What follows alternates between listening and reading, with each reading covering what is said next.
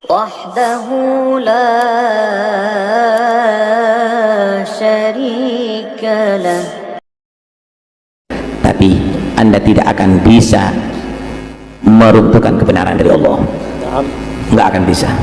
Silahkan mereka yang sudah melakukan DNA, coba suruh minta ke nagobah yang ada di dunia ini, bisa diisbat nasab dengan DNA nya dia? Bisa saudara.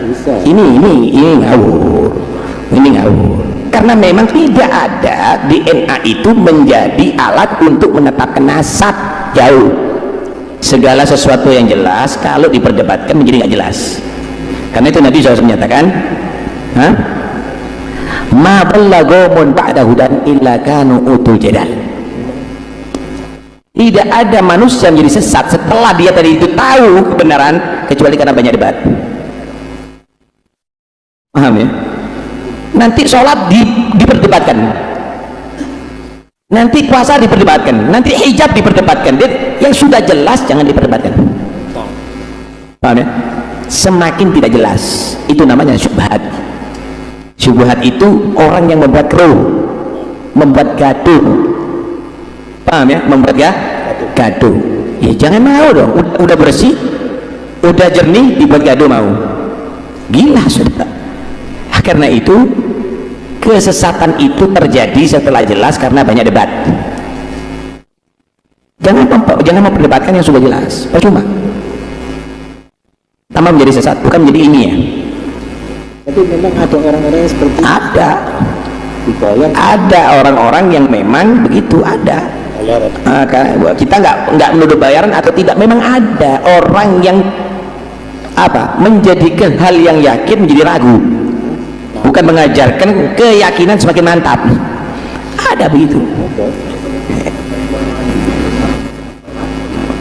Begini loh saudara, kalau ada orang yang tidak mengerti masak kemudian dia makanannya nggak enak, itu adalah hal yang biasa, nggak mungkin akan diperdebatkan.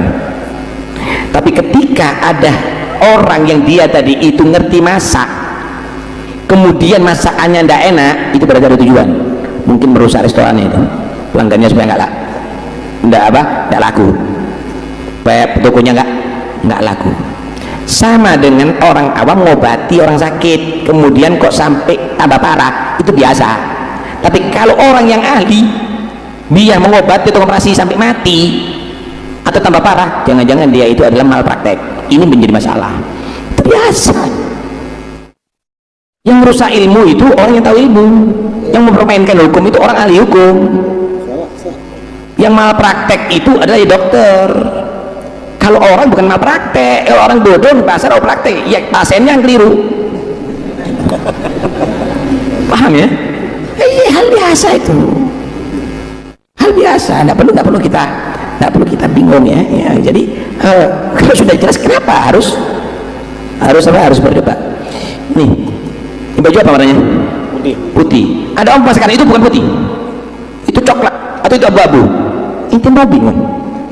Tinggal kan menyatakan, oh orang ini nggak jelas ini matanya nih. Ternyata matanya yang tidak selesai. Ada apa? Karena itu nggak perlu kita ribut sebetulnya. Ada apa ribut gitu loh? Orang 7, orang 8, buat apa bingung gitu loh? Nggak ada urusan. Karena itu jangan hanya sibuk dengan itu semuanya. Belajar ilmu yang benar. Belajar ilmu yang benar. Ini semuanya akan berlalu. Ini semuanya akan berlalu. Nggak ada membuang waktu lah Anda kalau membahas itu, aja capek nantinya, sayang lah ya, sayang. Silahkan Anda mau berusaha, silahkan sekuat Anda, dan yang bayar kalau ada bayarnya, silahkan keluarkan banyak duit Anda, tapi Anda tidak akan bisa meruntuhkan kebenaran dari Allah. Nggak akan bisa.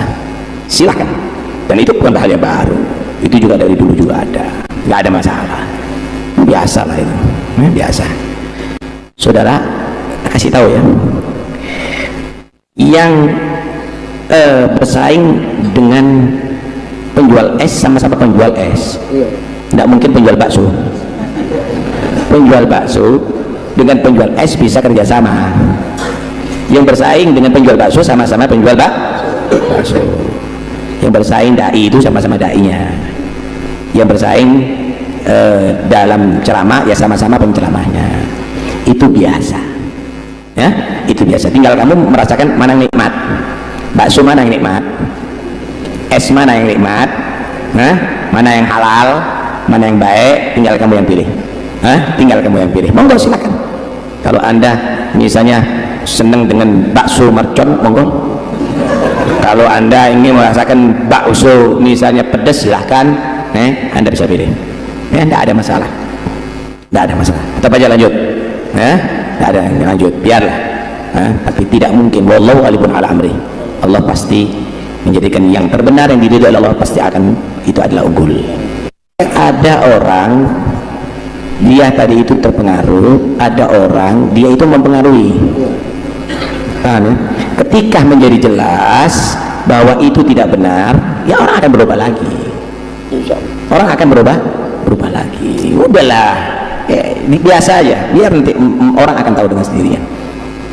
Bohong ditutupi, tambah bohong, lama-lama, oh pendusta ini. Orang akan tahu nanti. Paham ya? Minta ini sudah jelaskan ini, oh percuma. Sekalipun ulama seluruh dunia berkata apapun, saya tetap ya sudah. Ada apa inti ladeni? Tidak perlu diladeni. Tidak perlu diladeni. Udahlah, kita nggak perlu bicarakan fulan atau fulan. Belajar seperti begini ini membersihkan hati, menenangkan jiwa. Nggak usah urusan itu. Karena itu kalau cari ilmu belajar, jangan di Google, jangan di medsos. Inti kalau cari ruwet di situ. Tapi kalau mau cari ilmu sini, ngajian di sini. Ke sini. Wah, itu doktrin itu. Ya sudah terserah. Ya, saya ngajak yang baik. Ya, itu mau berkatakan doktrin atau apa, ya. Oh, nanti kamu akan menjadi budak-budak. Kita semuanya budak Allah. Ya. Nah, kita enggak perlu gitu ya. Jongos-jongos, silahkan Anda akan berkomentar. Enggak ada, ya. Kita akan menjadi umat Muhammad yang bersatu karena Allah. Berpisah juga karena Allah. Berkumpul karena Allah. Alhamdulillah kita kumpul ada di masjid, kita sholat berjamaah, kita bahas ilmu agama. Alhamdulillah, udah cukuplah, kita nggak perlu macam-macam. Silahkan Anda membahas ilmiah, tapi Anda tidak meladeni, Anda tidak pernah hadir, Anda hanya keluar-keluar. Kita DNA saudara. Sekarang saya mau tanya, ini saya kasih gambaran. Mereka yang sudah melakukan DNA, coba suruh minta ke nagobah yang ada di dunia ini, bisa diisbat nasab dengan DNA-nya dia? Bisa, saudara. Bisa. Ini ngawur. Dia menyuruh misalnya yang saya ini DNA. Oke, kamu yang sudah menyatakan DNA kamu benar, coba minta ke nagobah di seluruh dunia. Bisa tidak kamu dianggap Sayyid dengan DNA kamu? Nggak akan diterima, gitu loh. Kenapa? Karena memang tidak ada DNA itu menjadi alat untuk menetapkan nasab. Maka siapa saja yang mengaku sebagai cucu baginda Nabi ingin dipercaya, silahkan adakan tes DNA dan kita akan percaya kalau DNA-nya sesuai dengan DNA orang Arab, sesuai dengan DNA Bani Hashim, sesuai dengan DNA daripada Bani Abi Talib, ayah daripada Sayyidina Ali karramallahu wajhah. Karena apa, saudara-saudara? Hari-hari ini banyak orang yang mengaku-ngaku sebagai cucunya baginda Nabi besar Muhammad, kemudian mereka datang untuk memecah belah umat. Ini sudah sampai kepada titik yang sangat mengkhawatirkan. Ulama selama ini diam. Kenapa? Karena selama ini belum ada indikasi umat Islam terbelah. Kalau dia ngaku cucu Nabi untuk mempersatukan Islam, urusan ngakunya pada cucu Nabi itu urusan dia dengan Allah.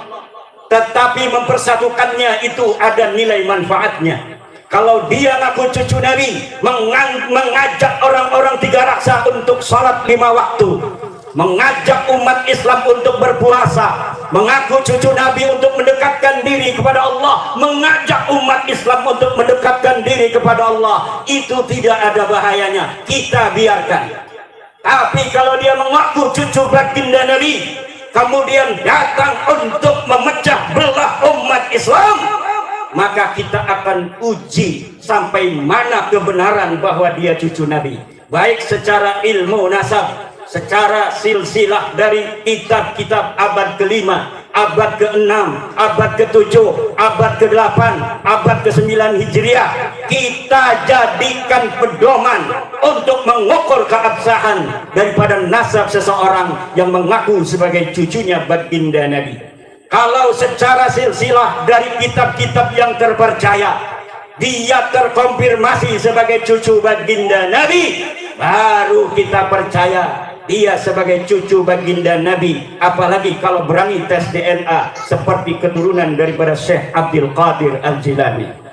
Tapi kalau orang yang sudah tidak terkonfirmasi sebagai cucunya baginda Nabi, kemudian datang ke umat Islam untuk memecah belah umat Islam, dia mengaku-ngaku cucu Nabi di hadapan publik, ini punya konsekuensi besar terhadap agama Nabi besar Muhammad sallallahu alaihi wasallam.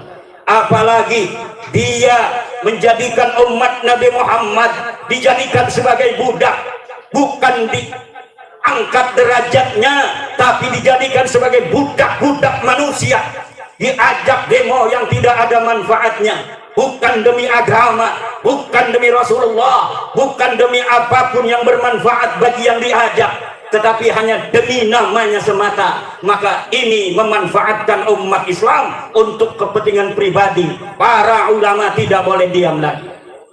Para ulama harus menyelamatkan umat Muhammad sallallahu alaihi wasallam yang telah diperdekakan oleh Muhammad sallallahu alaihi wasallam. Ulama sebagai pewaris memiliki tanggung jawab untuk menjaga umat Islam ini dari perbudakan manusia.